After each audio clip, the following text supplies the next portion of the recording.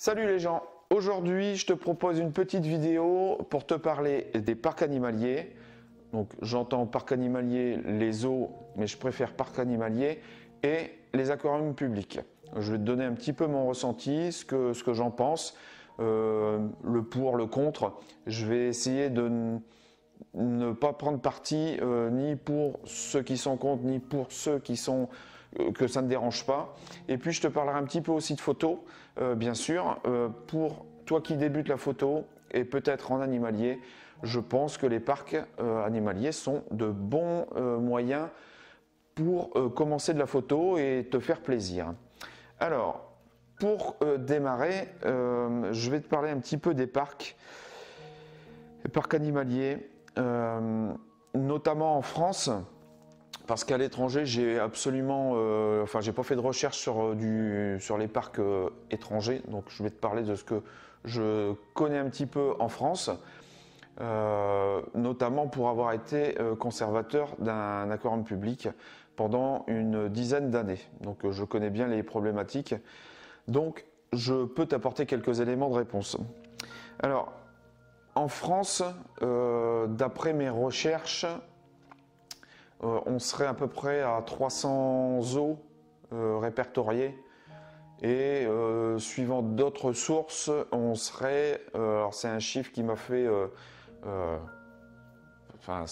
ça m'a étonné, mais à plus de 900 sur des petits parcs plus ou moins gros. Donc en fait le chiffre, j'en sais strictement rien, hein. On est au minimum à 300, ça c'est sûr et certain.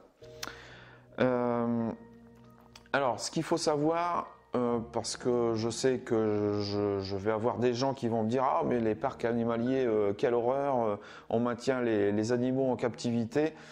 Je voudrais juste revenir en fait très rapidement comment ça fonctionne un parc animalier, donc ce qu'on appelle un zoo.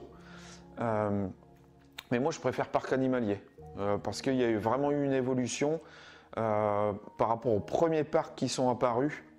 Alors ça fait très longtemps, hein. Je prends l'exemple par exemple du zoo de Londres. Le zoo de Londres, lui, est apparu vers les années 1828. Et il y avait déjà une ménagerie, il y avait déjà des animaux présentés d'une façon vraiment basique 6 siècles avant. Donc tu vois que les présentations d'animaux, c'est pas de maintenant. Alors nous en France, j'ai pas trouvé réellement de démarrage. Je pense que c'est plus, il y a eu une évolution après-guerre. Alors au démarrage, les parcs animaliers effectivement étaient pas super bien notés. C'était plus de la présentation animale que un rôle pédagogique, on va dire. À l'heure actuelle, donc on est en 2019. Je voudrais quand même dire, pour ceux qui sont opposants au parc, les parcs en règle générale, je ne peux pas parler pour tous les parcs, mais en règle générale, les parcs ont vraiment évolué dans le bon sens. Dans le sens où il y a beaucoup d'espèces qui sont présentées. Les enclos des animaux ont véritablement évolué, non seulement dans leur conception, mais dans leur grandeur. Donc l'espace pour les animaux est de plus en plus grand. Donc le bien-être est mieux en mieux, même si effectivement on ne peut pas se contenter de ça, ça c'est clair et net. Ce qu'il faut savoir, c'est que ce soit pour donc en France, hein, que ce soit pour les parcs animaliers ou les aquariums publics, on a ce qu'on appelle un arrêté, l'arrêté de 2004. C'est un pavé d'une vingtaine de pages qui règle le fonctionnement de ces établissements. Il y a toute une série de choses à mettre en place, que ce soit administratif, que ce soit pour le rôle pédagogique, que ce soit pour le bien-être des animaux, pour les enclos, conception des enclos. Tout ça, c'est dans cet arrêté de 2004. Et du coup, dans la théorie, les parcs et les aquariums ne peuvent plus faire ce qu'ils veulent. Ils sont obligés de respecter certaines choses. Alors par exemple, moi quand j'étais conservateur de cet aquarium, pour moi il aurait été impensable, par exemple sur un bassin de 5 mètres cubes, de présenter du requin. Enfin, pour moi c'est juste pas possible. Il faut respecter en fait j'allais dire les normes, mais les conditions de vie dans l'état naturel des animaux. Il faut essayer d'être le plus proche possible quand on les maintient en captivité. Parce que c'est des endroits clos et qu'un endroit clos, si grand soit-il, ne peut pas répondre à tous les paramètres de l'animal. Et notamment sur certains animaux, cette liberté qu'ils ont dans la nature à se déplacer, à se déplacer sur de grandes distances quasiment tous les jours. Alors, notamment, hein, je sais que personnellement, il y a quelques espèces dans les eaux ou dans les aquariums publics où ça me dérange, où il y a même des espèces où je suis complètement contre garder ces espèces dans des lieux clos. C'est notamment tout ce qui est mammifères marins. J'entends par là tout ce qui est dauphins, requins de très grosse taille, comme j'ai pu voir. Donc le requin est un poisson. Mais au niveau mammifère, par exemple, des orques. Les orques, je trouve ça inadmissible de pouvoir garder ce type d'animaux dans un parc aquatique, alors qu'on sait qu'un orque, déjà, il voyage souvent en groupe et il se déplace, il fait énormément de distance dans le milieu naturel. Bon, chapitre clos, voilà, tu sais un petit peu ce que je pense un petit peu de ce genre d'espèces, par exemple du rhinocéros, par exemple de l'éléphant. On peut se poser la question si c'est réellement valable de garder ce type d'animaux dans des parcs. Alors maintenant, il y a vraiment des parcs qui font vraiment le nécessaire et honnêtement, je pense que les animaux sont en tous les cas beaucoup mieux qu'au départ quand les zoos sont apparus. Alors, j'ai vu aussi, j'ai pu piocher des infos sur la quantité d'animaux représentés sur des listes rouges. Alors, tu as une organisation non gouvernementale qui s'appelle l'IUCN, donc c'est l'Union internationale de conservation de la nature. Alors, c'est complètement global, hein. C'est à la fois faunistique, floristique et sur les biodiversités en fait, sur les écosystèmes, sur les ensembles d'écosystèmes. Et ça, tous les ans, il y a des listes qui sont établies. Il y a des scientifiques qui travaillent sur ces listes pour déterminer quel type d'espèces vont passer sur liste rouge, sur d'autres listes, par exemple vulnérables. Au niveau de l'extinction de ces espèces et ce qu'il faut mettre en place pour leur préservation. Alors ça, il y a de toute façon sur les espèces, il y a une chose qui est sûre, c'est qu'avant, je pense, de protéger une espèce en particulier, je crois qu'on ferait mieux, c'est alors il faut le faire, hein.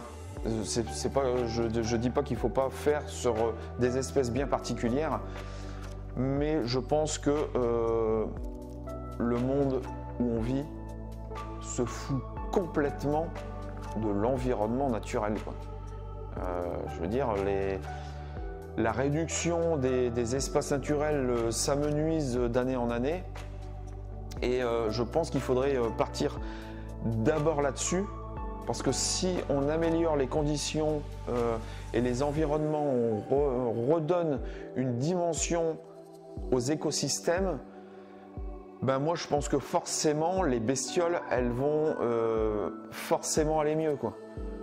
Alors pour certaines non, parce qu'il est déjà trop tard, mais je pense qu'on peut faire quelque chose là-dessus. Bon, alors c'est un peu utopique, je pense, parce que je crois qu'on n'en est pas du tout là à préserver l'environnement pour les animaux. Hein, on a déjà du mal à gérer nous-mêmes, donc quand on va commencer à parler d'animaux, alors là c'est même pas la peine. Mais alors, donc je pense que les zoos en France sont franchement dans de bonnes directions. Alors même s'il y a encore à discuter, hein, je te disais tout à l'heure, pour certaines variétés, des enclos encore plus grands pour que le bien-être soit encore meilleur. Donc les chiffres que j'avais trouvés, par exemple sur, alors je crois que c'était sur 25 zoos qui avaient été, il y avait une étude sur 25 zoos en France où ils avaient regardé le pourcentage d'animaux dits liste rouge sur les IUCN et qui pouvaient être représentés en fait dans ces parcs. Et apparemment il y avait 3%, je crois que c'est 3%, oui, 3% de la liste. Alors ça peut paraître peu, certains disent que c'est effectivement peu et qu'il faudrait essayer de faire plus, sauf que en France, la réglementation est tellement forte que pour toi avoir de nouvelles espèces, c'est un casse-tête juridique et administratif, mais tu n'as même pas conscience du truc, quoi. Si tu veux réellement une nouvelle espèce, alors d'autant plus si elle est sur liste rouge, je crois que en fait dans un parc animalier, je crois que tu peux commencer à monter ton dossier et tu peux peut-être espérer 10 ans après avoir la bestiole, quoi. Et puis après, il y a tout un problème, je pense, mais aussi bien parc animalier qu'aquarium, c'est sur la détention de ces nouvelles espèces. C'est la plupart du temps, en fait, quand tu veux avoir une nouvelle espèce qui n'est pas présente forcément dans les parcs animaliers ou dans des aquariums, tu vas te confronter à une inconnue. C'est que cette bestiole, tu ne vas pas tout connaître de son comportement, de son mode d'alimentation. Donc il va falloir que tu tâtonnes, il va falloir que tu fasses avec les éléments que tu as, que tu peux avoir par rapport aux scientifiques qui les ont étudiés. Et ça va aussi poser le problème. C'est que tu n'es pas censé forcément réussir du premier coup. Donc ça, c'est aussi, je pense, des choses à prendre en compte quand tu veux des nouvelles espèces. Donc je pense peut-être pour ça aussi qu'on n'a peut-être pas plus de 3%. Alors là, c'est aussi des chiffres qui datent d'une dizaine d'années. Peut-être que ça a un peu évolué. Alors ça, je pourrais pas te dire parce que j'ai pas trouvé. Hein. J'ai pas non plus cherché 107 ans là-dessus parce que je veux pas que ça dure trop longtemps. Alors, les parcs animaliers, maintenant, leur rôle, en tous les cas, c'est ce que j'espère au plus profond de moi et ce que je peux en voir, c'est que le premier rôle, c'est un rôle de conservation des espèces. Un rôle pédagogique. Donc, je pense que les deux sont liés. C'est à la fois avoir une conservation de certaines espèces plus ou moins faciles à détenir, à pouvoir les reproduire un petit peu pour les échanger dans les différents parcs et les aquariums par exemple, et donc éviter le prélèvement sur le milieu naturel. La présentation au public et de cette présentation avoir un rôle pédagogique. Insister sur la préservation justement des écosystèmes, de notre nature, puisque, je te le rappelle quand même, on est un tout, hein, il y a la terre, Dame Nature, on en fait partie, on fait partie des animaux sur la terre, quoi qu'on en dise, même si on a un peu plus évolué, même s'il y aurait à dire là-dessus, qu'un chat ou qu'un chien ou un éléphant ou ce genre de choses, mais on en fait partie et je pense que il y a un moment, il y a une cassure et la nature on n'en a plus rien à foutre. Enfin, c'est chiant à dire, hein, mais le problème, c'est que la plupart de l'humanité, on n'a plus rien à foutre de où elle vit. Hein, on construit et on élimine en fait les espaces naturels. Alors, je ne sais plus où c'est que j'en étais, donc c'est parfait. Oui, donc le rôle pédagogique. Donc, je pense que les zoos ont un rôle pédagogique. Il faut absolument mettre l'accent sur ce rôle pédagogique, inciter à mettre des panneaux d'information dans les zoos, dans les aquariums pour éduquer et surtout éduquer les jeunes générations, parce que c'est les jeunes générations, je pense, où on va pouvoir leur éduquer une certaine manière de faire et de préserver en fait notre environnement. Alors, ce point de sensibilisation, je trouve, il y a un point, alors je ne sais pas, hein, vous pourrez peut-être me dire si vous avez peut-être vu quelque chose, mais moi, il y a... Alors c'est compliqué.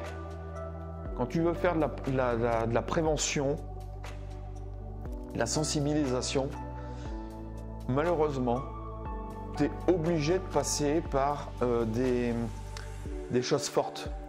Et les choses fortes, notamment en présentation animale, ben, ça va être du panda, ça va être du tigre blanc, ça va être de l'éléphant, ça va être du rhinocéros, ça va être des grosses bestioles emblématiques. Parce que ben, tu te doutes bien que si tu veux faire de la sensibilisation avec une souris ou un rat, je ne sais pas si tu vas avoir beaucoup de personnes qui vont te dire « Ah ouais, bien sûr, il faut préserver les petits rats et les souris, mais moi, j'en veux pas chez moi, quoi. » Donc le problème, c'est qu'il faut avoir des espèces emblématiques pour la sensibilisation. Mais moi, je trouve...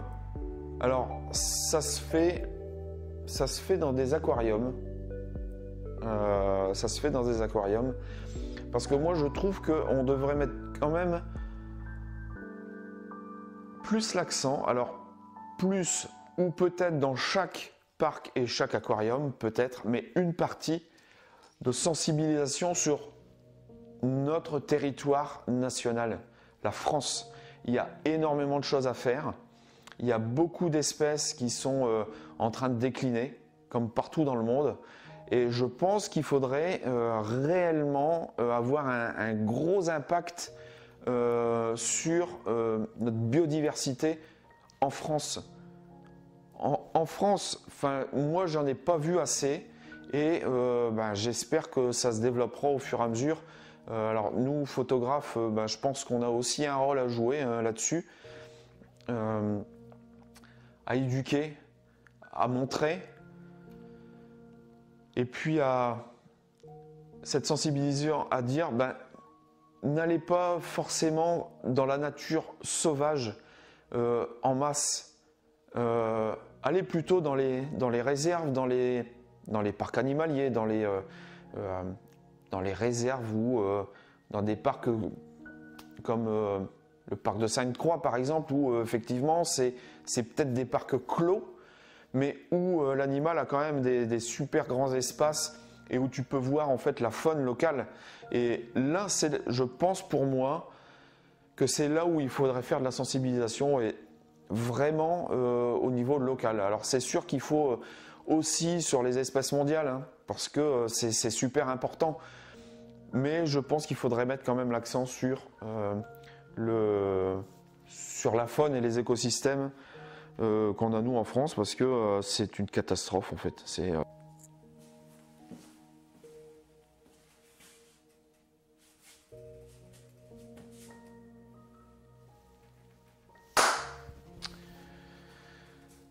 Donc je pense que les parcs animaliers sont un bon moyen pour la préservation animale et pour l'éducation en fait des gens.